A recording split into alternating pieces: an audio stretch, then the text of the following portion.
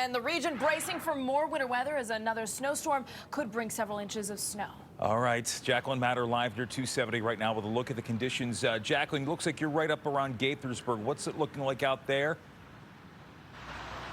Yeah, so it is peak rush hour right now. As you can see here behind us at this 5 o'clock hour, we've kind of gone from a bit of that those heavier snowflakes we were seeing about an hour ago to what is now more of a sleet mixture here in Rockville. Now, the traffic there starting to get a bit more backed up here at 270 compared to an hour ago.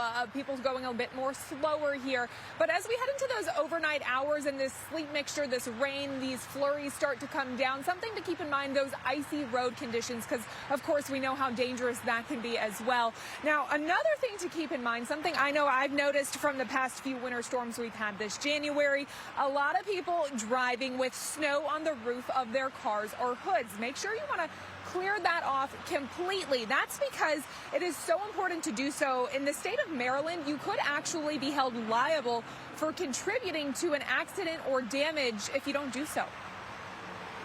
In Maryland, there's what is called contributory negligence.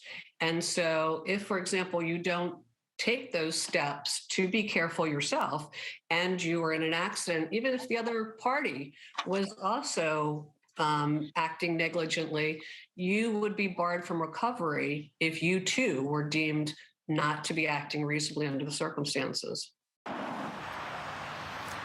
Now, Maryland is one of the few states in the entire country that still has this negligence law. D.C. and Virginia actually have what's called comparative negligence, which looks at how each party involved added to the accident. So something to keep in mind when you are out there on the roads in these types of conditions. Now, when it comes to liability for property damages, perhaps a snowplow, say, runs over your mailbox or causes some damage to your car.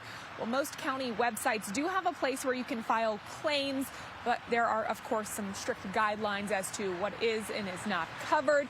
Now, the attorney there also tells me if you do have to be out there on the roads tonight into tomorrow, or really during any winter storm, you want to make sure that your insurance policies, those are up to date and paid for, because, of course, that's really going to be what you're going to fall back on in case of any accident.